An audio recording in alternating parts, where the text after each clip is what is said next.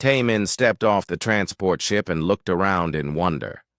The Galactic Senate Station was huge beyond anything he had ever seen. Metal corridors stretched in all directions, filled with aliens from across the galaxy. This was his first day as Earth's new ambassador, and everything felt strange and new. He walked through the main hallway with his assistant Bo Young beside him. She carried a small bag with his papers and looked just as amazed as he did. They had studied pictures of alien species before coming here. But seeing them in person was different. A tall creature with blue skin and 4 arms walked past them. It wore a shiny uniform and carried what looked like a weapon made of pure energy. Behind it came a group of smaller aliens that looked like giant insects. They also had weapons attached to their bodies. "Sir," Bo Young whispered, "why does everyone have weapons?" "I thought this was a peaceful meeting place." Taemin did not know the answer. During his training on Earth, nobody had mentioned anything about weapons in the Senate. He had read the rules many times, but there was nothing about carrying weapons to meetings. They reached the security checkpoint near the Senate chambers. A massive alien stood behind a scanning machine. It had thick gray skin and small black eyes. Its uniform showed it was the security chief. "Name and species," the alien said in a deep voice. "Ambassador Taemin from Earth. Human species," Taemin replied. The security chief looked at a screen for a moment. Then it looked back at Taemin with what might have been surprise. "You are human," the alien said. It was not a question. "Yes, that is correct. Please step through the scanner," the security chief said. Taemin walked through the machine. It beeped and flashed green lights. The security chief looked at the results on his screen. "Do you carry any weapons?" the alien asked. "No, I do not." "Have any weapons?" Taemin said. "Any energy devices? Plasma tools? Molecular disruptors?" "No, nothing like that. Just my papers and a communication device." The security chief stared at him for a long moment. Then something strange happened. The massive alien stepped back and bowed slightly. "You may enter the Senate chambers, Ambassador Taemin. Welcome." Taemin felt confused, but walked toward the entrance. Bo Young followed him, looking worried. As they walked, they passed more aliens waiting in line for security.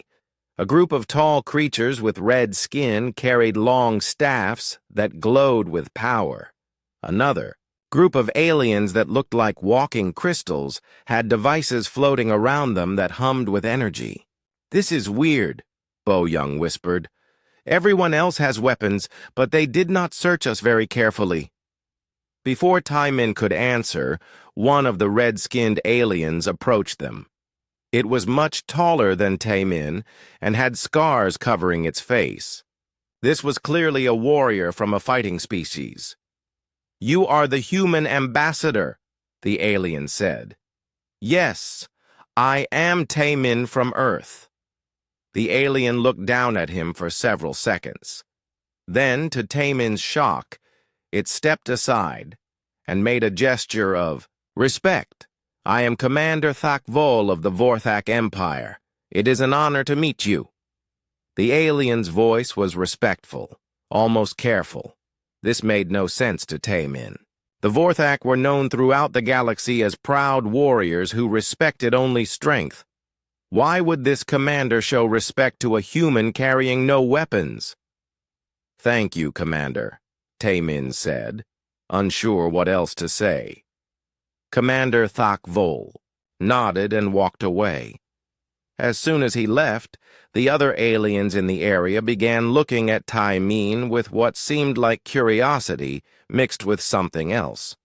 Fear? Respect? Taemin could not tell. "Sir," Bo Young said quietly, "something is very wrong here. Or very right, I cannot figure out which. They entered the Senate chambers, and Taemin's confusion grew even more. The room was enormous, with seats arranged in circles going up to the ceiling. Each section was designed for different types of aliens. Some sections had water for sea creatures. Others had different types of air for species that breathed different gases. What struck Taemin most was that every alien in the room had weapons. Not hidden weapons, but weapons displayed openly like badges of honor. The Kalari insects had bioweapons growing from their arms. The luminary energy beings carried shield generators. Even species Taemin had read about as peaceful had some kind of defensive tools. But there was an empty section near the center of the room. It had simple chairs and normal air. A sign above it read, "Earth Human Delegation." "That must be our section," Taemin said. As they walked down to their seats, something interesting happened. Aliens throughout the chamber turned to watch them. Some pointed and whispered to their companions. Others simply stared. A small alien with green skin approached them. It looked friendly and carried what seemed to be a translation device rather than a weapon. "Ambassador Taemin," the alien said, "I am Secretary Blimka. I will help you understand Senate procedures." "Thank you," Taemin said. "I have a question. Why does everyone here carry weapons except humans?" Secretary Blimka's large eyes grew even larger. "You do not know?" "Know what?" "The Weaponless Decree. It was passed by the Senate over 200 years ago. Humans are the only species not permitted to carry weapons in Senate gatherings." "But why?" Bo Young asked. Secretary Blimka looked around nervously. "I am not authorized to explain the details. That information is classified at very high levels. I can only tell you that the rule exists for the safety of everyone in the Senate." Taemin felt more confused than ever. Safety? But if humans cannot carry weapons, how are we dangerous? The secretary's skin changed color slightly. "Perhaps you should speak with the Senate historians about this matter, but I will say this. The rule was not made to protect others from human weapons. It was made to protect others from humans." With that strange statement, Secretary Blimka walked away quickly. Bo Young sat down heavily in her chair. "Sir, what kind of reputation do humans have in this galaxy, and why did nobody on Earth tell us about this?" Taemin sat down beside her, his mind racing with questions. Around them, the Senate chamber filled with hundreds of alien species, all carrying weapons, all watching the two weaponless humans with expressions he could not understand. The opening.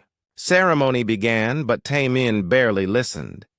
He was too busy wondering what humans had done in the past to earn such a strange kind of respect, and why everyone seemed both grateful and nervous that humans were not allowed to carry weapons. Something important had happened in galactic history, something involving humans, and Taemin was determined to find out what it was. 3 days had passed since Taemin first entered the Senate chambers. He still did not understand why humans were treated so strangely. Every alien species showed him respect, but also seemed nervous around him. During meetings, they listened carefully when he spoke, as if his words carried special weight. Hyun Woo was the embassy's historian. He was a quiet man who loved old records and forgotten stories. Taemin asked him to investigate the Weaponless Decree and find out why it existed.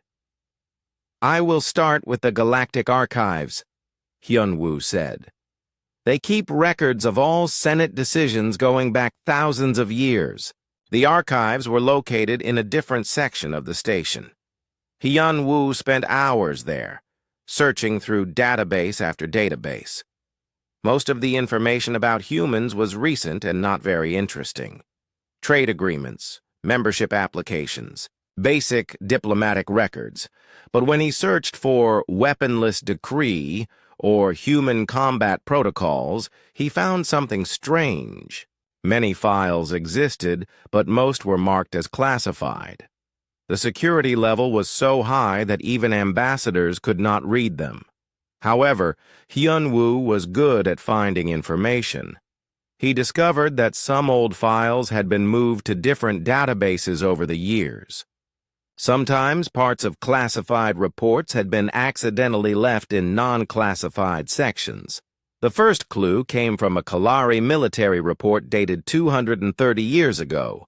Most of it was blocked out, but a few lines remained. Human. Tactical adaptations exceeded all projections. Standard military doctrine proved completely ineffective against human strategic thinking. Recommend immediate revision of combat engagement protocols.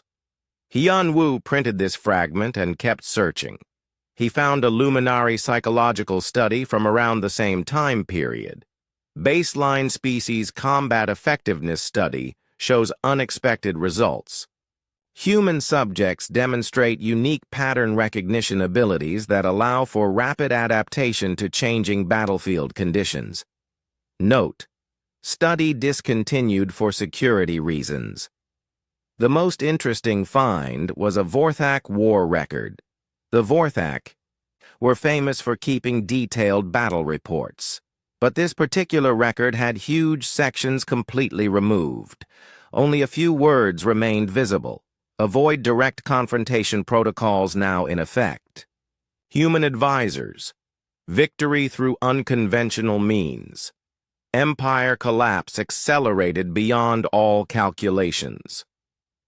Hyun-woo brought these fragments to Tae-min, who studied them carefully.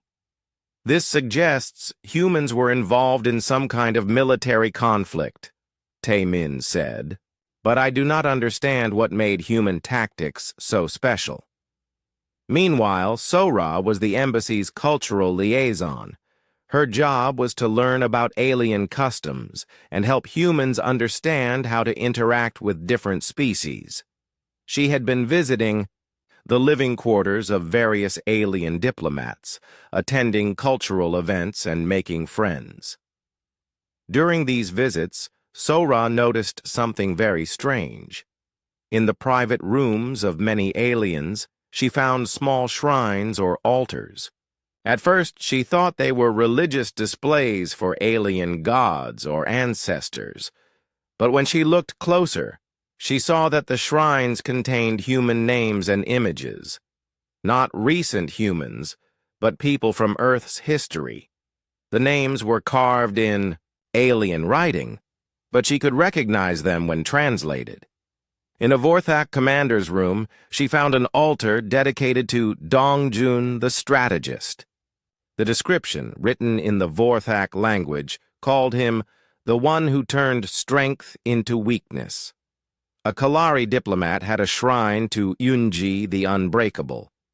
The alien writing described her as she who made surrender into victory. Most surprising was a shrine in a Nexari official's quarters dedicated to Wu Jin the Void Walker. The inscription read, "He who moved through impossible spaces and made the unreachable reachable." Sora had studied Korean history, but these names were not familiar to her. They seemed to be from very old military records, possibly from centuries ago. But why would aliens know about ancient Korean military figures when even humans had mostly forgotten them? She took pictures of the shrines and brought them to Hyun-woo. Together they began searching Earth's historical databases for these names. Dong-jun appeared in military records from the early space colonization period. He had been a strategic advisor who helped Earth's first colony ships choose safe routes through dangerous space. But the records were brief and did not explain why aliens would consider him important. Yunji was mentioned in reports from humanity's first contact with hostile alien species. She had been a negotiator who somehow convinced attacking aliens to become allies instead. Again, the details were missing. Wu Jin was the most mysterious. He appeared in classified Earth military files that even Hyun-woo could not access.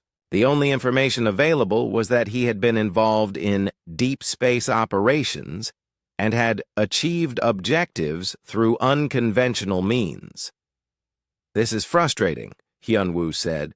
"Earth's own records about these people are either classified or lost. But aliens throughout the galaxy seem to worship them."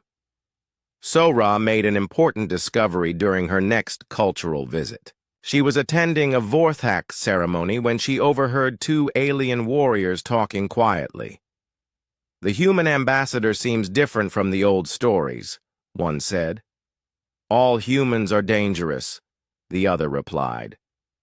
"Remember the lessons of the great. Collapse. They do not need weapons because they make weapons from everything around them. But these new humans seem peaceful. That is what makes them most dangerous. The ancient ones also seemed peaceful until they dismantled an entire empire without firing a single shot." Sora pretended not to hear this conversation, but she remembered every word. When she reported back to Taemin, he began to understand that something very significant had happened in the past. "It sounds like humans were involved in destroying some kind of empire," Taemin said. "And we did it without using traditional weapons." Bo Young, who had been listening to all these reports, made a connection. "Sir, remember what Secretary Blimka said? The weaponless decree was made to protect others from humans, not to protect humans from others. What if the galaxy is afraid of what humans might do if we had access to their advanced weapons?" This idea made sense to Taemin. If humans had somehow defeated a powerful empire using only their natural abilities, then giving humans access to alien technology might make them extremely dangerous. Hyun-woo continued his research, but he hit a wall. All the important records were classified beyond his clearance level. He needed help from someone with higher security access. The breakthrough came from an unexpected source. During a Senate session about trade regulations, Taemin noticed that whenever he asked questions about military history, the alien delegates became uncomfortable. But one delegate, an old luminary named Bright Path, seemed willing to talk after Biaus. The session. Bright Path approached Taemin privately. "You seek to understand your species' reputation," the alien said. Its voice sounded like singing crystals. "Yes, my people seem to be respected and feared, but we do not know why." Bright Path looked around to make sure they were alone. "There are those among us who believe humans should know their own history. The Senate keeps this information secret, but some of us disagree with this policy. Can you help us learn the truth?" "I cannot give you classified files," Bright Path said. "But I can tell you where to look. There is a sealed archive in Section 7 of the station. It contains historical documents from the time of the Trixnari Empire. If you could gain access to those files—" Bright Path did not finish the sentence, but the meaning was clear. That night, Taemin called his team together. Hyun-woo, So-ra, and Bo-young sat around the table in their quarters. "We need to find a way to access Section 7, Taemin said, "but it will be dangerous. If we are caught looking at classified files, it could destroy Earth's relationship with the Senate." "Sir," Sora said, "I think we have to take that risk.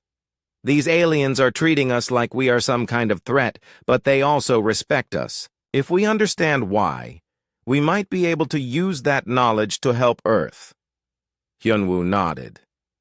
"And if humans really did something amazing in the past, our people deserve to know about it." Taemin made his decision. "Tomorrow, We will find a way. Into Section 7. Whatever humans did centuries ago, we are going to learn the truth. The Senate chamber was tense that morning. A border dispute between the Nexari Federation and the Vorthak Empire had been growing worse for weeks. Both sides brought their most decorated military commanders to the meeting. The air felt heavy, with the possibility of war. Taemin sat in the human section, watching as the two sides argued. The Nexari delegate, a four-armed creature named Kex Prime, stood at the speaking platform. His voice was angry as he listed complaints against the Vorthak. "They have invaded our mining stations 17 times in the past month," Kex Prime declared. "Their warships patrol our trade routes without permission.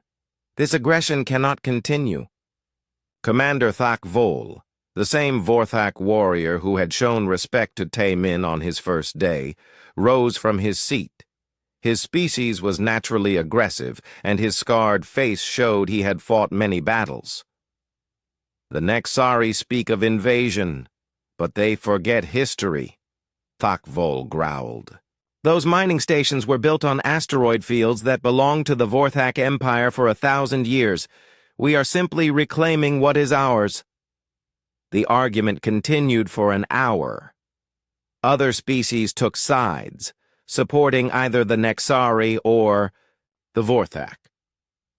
The tension in the chamber grew worse with each speech. Several delegates had their hands on their weapons.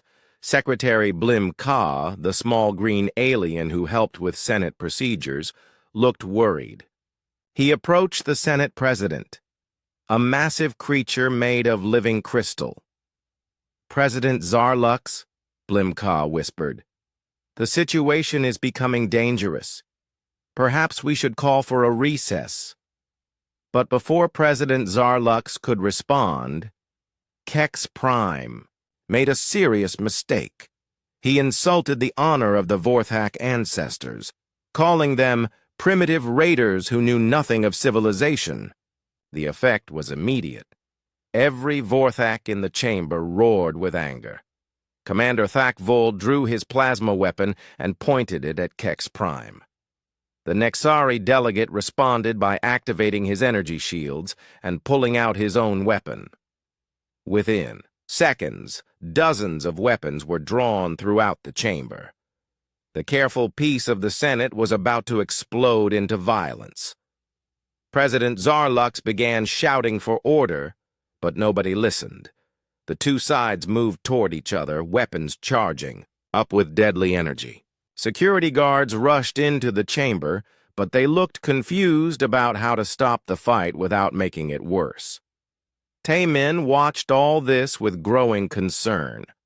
In his training on Earth, he had studied galactic history. He knew that wars between species could last for centuries and destroy entire solar systems. This border dispute was exactly the kind of small conflict that could grow into something terrible. He looked at his notes from the morning session. Both sides had valid claims. The asteroid fields had belonged to the Vorthak long ago, but the Nexari had discovered valuable minerals there and had spent years building mining stations. Neither side was completely right or completely wrong. Then Taemin remembered something from his historical research. Years ago, there had been a similar dispute between these same two species. It had been resolved through something called the Kepler Station Accords. He had found a brief mention of it in the archives, but the details were classified. As weapons powered up around him and voices grew louder, Taemin made a decision. He stood up slowly and walked toward the center of the chamber. "Excuse me," he said in a calm voice. Nobody heard him over the shouting. He tried again, louder. "Excuse me. I would like to speak." A few aliens near him noticed and stopped arguing. Gradually, the noise level dropped as more creatures turned to look at the human walking toward the speaking platform. Commander Thak Vol still had his weapon pointed at Kex Prime, but he glanced toward Taemin with curiosity.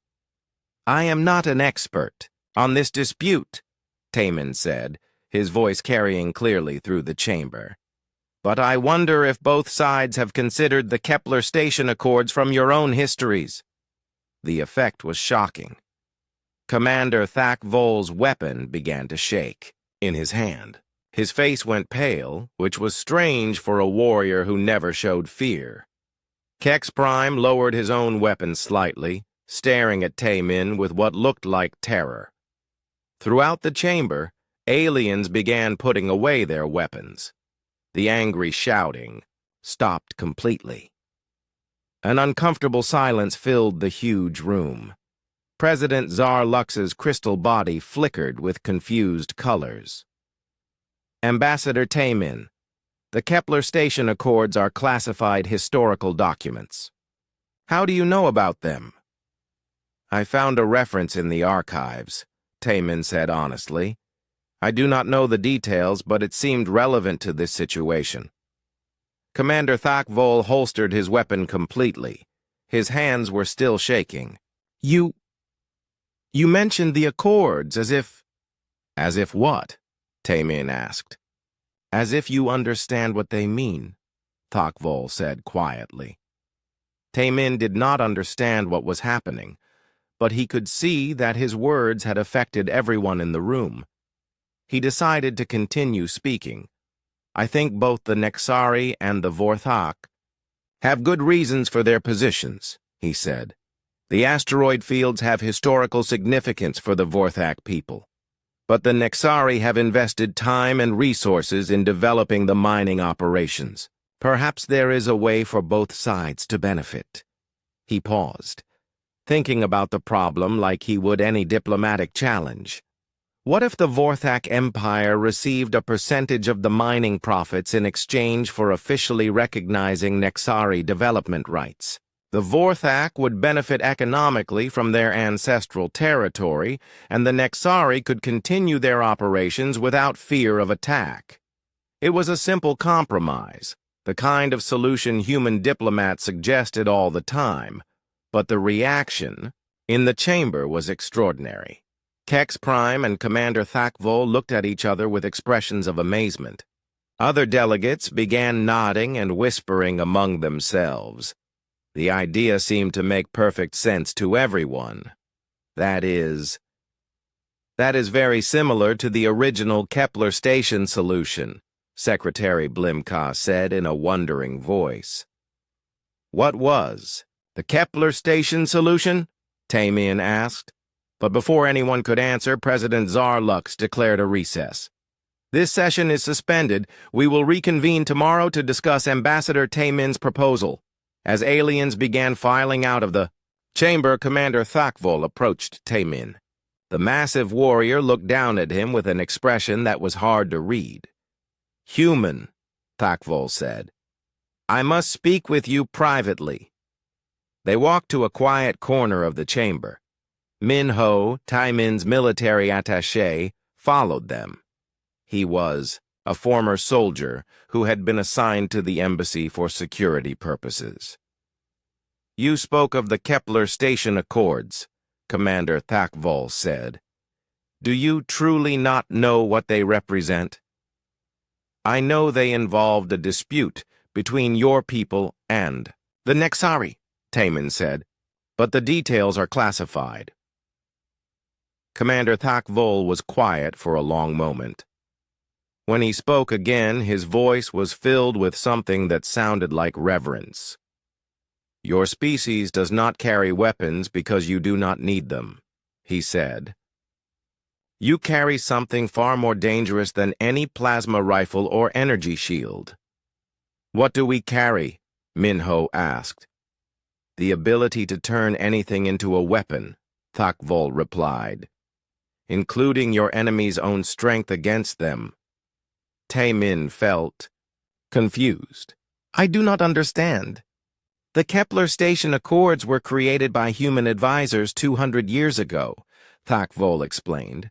My people and the Nexari had been fighting over those same asteroid fields for decades. Thousands had died in the conflict. He paused, looking around to make sure no one else was listening. The humans did not end the war by choosing a side or by threatening us with superior weapons. They ended it by convincing both sides that we were fighting the wrong battle entirely. How? Tae-min asked. They showed us that the real enemy was not each other, but the waste of resources that came from constant conflict. They helped us see that cooperation would make both species stronger than victory over the other. Commander Thakvol's voice became even quieter. But that was not the most frightening thing about the human advisors. The most frightening thing was that they made this solution seem obvious. They made us wonder why we had not thought of it ourselves. Minho began to understand. You are saying that humans are good at finding solutions that others miss. More than that, Thakvol said.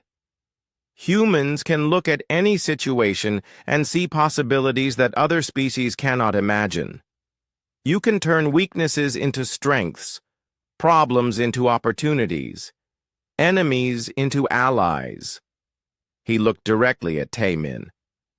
That is why your species is not allowed to carry weapons in the Senate. Not because you are weak, but because you are dangerous in ways we are still trying to understand. As they walked back to their quarters, Tae-min's mind was spinning with new questions. What had humans done in the past that made aliens so nervous? And why had Earth never told its diplomats about this reputation? The mystery was beginning to make sense, but Tae-min realized that he had only seen a small part of the truth. After the incident in the Senate chamber, word spread quickly through the station. The human ambassador had solved a major conflict with just a few words. Alien delegates who had never spoken to humans before began approaching Tae-min with curiosity and caution. More importantly, some aliens decided it was time for humans to know their own history. The first to reach out was Brightpath, the old luminary who had given Tae-min hints about Section 7. The crystal being appeared at the human embassy, late at night moving quietly through the corridors. The Senate Council met in emergency session today, Brightpath told Tae-min. They are concerned about what happened. Some believe it is time to tell humans the truth about their past. What truth? Tae-min asked. There is a faction of us who have always believed the secrecy was wrong, Brightpath explained. We call ourselves the Historical Transparency Coalition. We think species should know their own accomplishments, even if those accomplishments make others nervous. Brightpath activated a small device that projected holographic images into the air. What I am about to show you is classified at the highest levels, the alien said. But several of us have decided that humans deserve to know why they are treated the way they are. The first image showed a map of the galaxy from 300 years ago. Large areas were colored in dark red. This was the Trixnari Empire at its height, Brightpath explained. They controlled nearly 40% of known space. They were the most powerful military force the galaxy had ever seen. The next image showed Trixnari soldiers. They were tall, thin creatures with pale skin and black eyes. They wore advanced armor and carried weapons that looked far beyond anything humans had ever developed. The Trixnari were not evil exactly, Brightpath continued, but they believed that weaker species should serve stronger ones. They conquered entire civilizations and turned the populations into workers and soldiers. Tae-min studied the images. What does this have to do with humans? When the Trixnari began expanding toward Earth's sector of space, they had already conquered the Vorthak, the Nexari, the Kalari, and dozens of other species. We formed the Alliance of Free Worlds to resist them.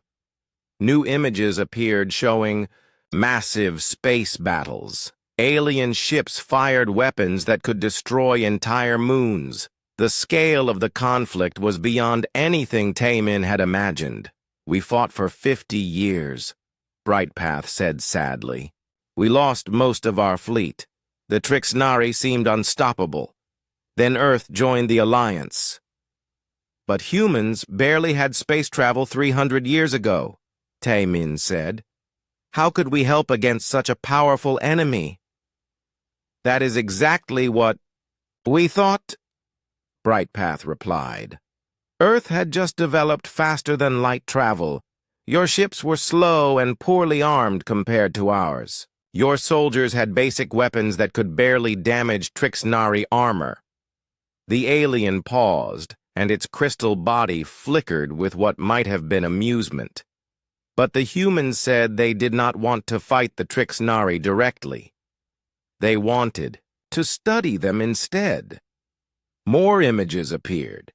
These showed humans working alongside alien scientists and military planners. Taemin recognized some of the names from the shrines So-Ra had found. Namjin the Silent was the leader of the Human Advisory Team, Brightpath explained. He spent months studying Trixnari tactics, culture, and psychology. The other Alliance species thought he was wasting time. What did he discover? He discovered that the Trixnari Empire had a fatal weakness. They were expanding too fast to control their territory properly. Their supply lines were stretched thin, and their conquered populations were becoming restless. Brightpath showed new images of Trixnari colonies. Even to Taemin's untrained eye, they looked disorganized and poorly managed. Namjin proposed something that no military leader had ever suggested before. Instead of fighting the Trixnari, he wanted to help them. Help them? Taemin asked in confusion. Help them expand even faster, Brightpath clarified. Help them conquer more territory than they could possibly manage. The alien showed images of human teams working in Trixnari space. They were not fighting or sabotaging anything. Instead, they seemed to be improving Trixnari operations. Subin the Pathfinder led teams that infiltrated Trixnari supply networks, Brightpath explained. But instead of destroying supply ships, her people made them more efficient. They helped the Trixnari deliver resources to their armies faster than ever before. That makes no sense, Taemin said. Why would humans help their enemies? Because Namjin understood something about empires that nobody else realized. There is a point where an empire becomes too large to sustain itself. The humans pushed the Trixnari past that point. New images showed Trixnari territories expanding rapidly across the galaxy. Planet after planet fell under their control. At the same time, J-Yuk the Whisper was spreading carefully crafted information throughout Trixnari space, Brightpath continued. Not lies, but selective truths that made Trixnari generals suspicious of each other. What kind of information? Reports about which generals were performing better than others. Statistics about resource allocation that made some regions seem more valuable than others. Communications that suggested certain commanders were becoming too popular with their troops. Taemin began to understand. The humans were turning the Trixnari against themselves. Exactly. But it was more subtle than that. The humans never planted false information or directly caused conflicts. They simply made sure the right people knew the right facts at the right times. The images now showed Trixnari territories in chaos. Supply lines were breaking down despite being more efficient than ever. Generals were fighting each other instead of focusing on conquered populations. Rebellions were breaking out on dozens of worlds simultaneously. The empire collapsed in less than 5 years, Brightpath said. Not because of military defeat, but because of internal contradiction and overextension. And the humans orchestrated all of this. The humans revealed what was already there, Brightpath corrected. They did not create the Trixnari Empire's weaknesses. They simply made those weaknesses impossible to ignore. Taemin sat in silence for several minutes, processing what he had learned. The scale of what his species had accomplished was almost unbelievable. "Why is this information classified?" he finally asked.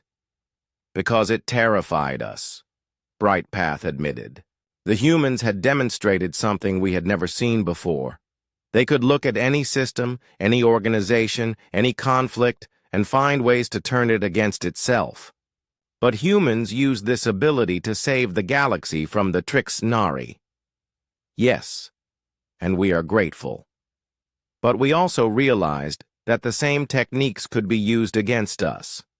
If humans could dismantle the most powerful empire in galactic history without firing a shot, what could they do to our own governments and militaries?"